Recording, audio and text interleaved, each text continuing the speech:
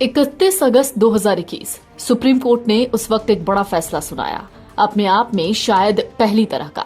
इस आदेश के मुताबिक सुपरटेक के एपेक्स 100 मीटर और सियान को गिराया जाएगा। दोनों नोएडा में हैं।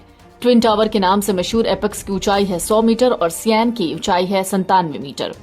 कोर्ट ने कहा था कि इन टावरों को बनाने में कानून का उल्लंघन हुआ।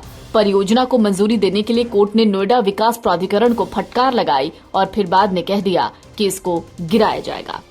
सवाल ये उठता है कि आखिर मजदूर लगाकर तोड़ने के बजाय ट्विन टावर को उड़ाने की क्या जरूरत है? भारत में कौन कौन सी कंपनियां इस काम को करती हैं? इसके लिए किस तरह के बारूद का इस्तेमाल होता है? सारे सवाल के जवाब अब हम आपको देने जा रहे हैं। सबसे पहले आपको बताते हैं कि जमींदोज करने के लिए यानी डेमोलिशन के लिए किस तरह के एक्सप्लोसिव का इस्तेमाल होता है। बिल्डिंग गिराने के लिए नाइट्रोग्लिसरीन, डायनामाइट या फिर अन्य विस्फोटकों का इस्तेमाल होता है। स्टील सपोर्ट को अलग करने के लिए लीनियर शेप के चार्जेस का उपयोग होता है। इन विस्फोटकों को पूरी इमारत में फिट किया जाता है। निचली मंजिलों पर विस्फोटक को लगाकर कंट्रोल्ड तरीके से ब्लास्ट की शुरुआत होती है। एक और सवाल कि डेमोलिशन में एक्सप्लोसिव का क्या फायदा है? डेमोलिशन में एक्सप्लोसिव का इस्तेमाल करने के कई फायदे हैं। पहला, इससे डेमोलिशन में लगने वाला समय खत्म हो जाता है। डेमोलिशन के दूसरे तरीके में आसपास रहने वालों को लंबे समय तक दिक्कतों का सामना करना पड़ता है। इसके उलट एक्सप्लोसिव का इस्तेमाल करने से इस तरह की परेशानी कुछ ही दिन तक रहती है। इसका तीसरा सबसे बड़ा फायदा है सेफ्टी।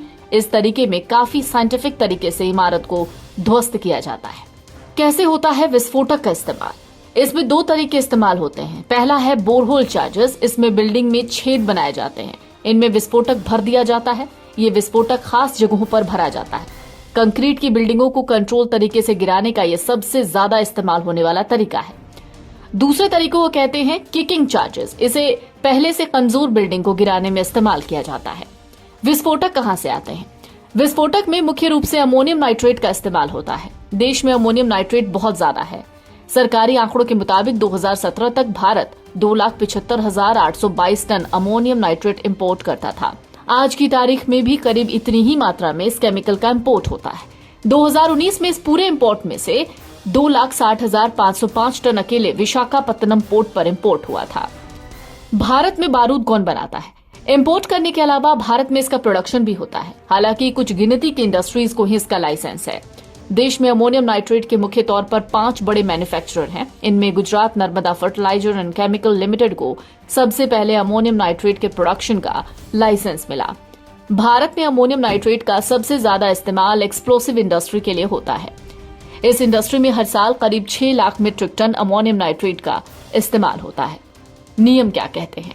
अमोनियम नाइट्रेट मैन्युफैक्चरिंग के लिए IDR एक्ट 1951 के तहत लाइसेंस होना जरूरी है।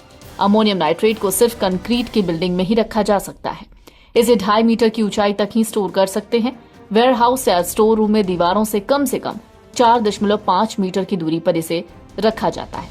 हर 6 महीने में एक सब इंस्पेक्टर से ऊपर के रैंक के पुलिस अधिकारी का निरीक्षण जरूरी होता है। तो कंस्ट्रक्शन सेक्टर में डेमोलिशन को काफी जोखिम वाला माना जाता है। इसमें विस्फोटकों का इस्तेमाल होता है।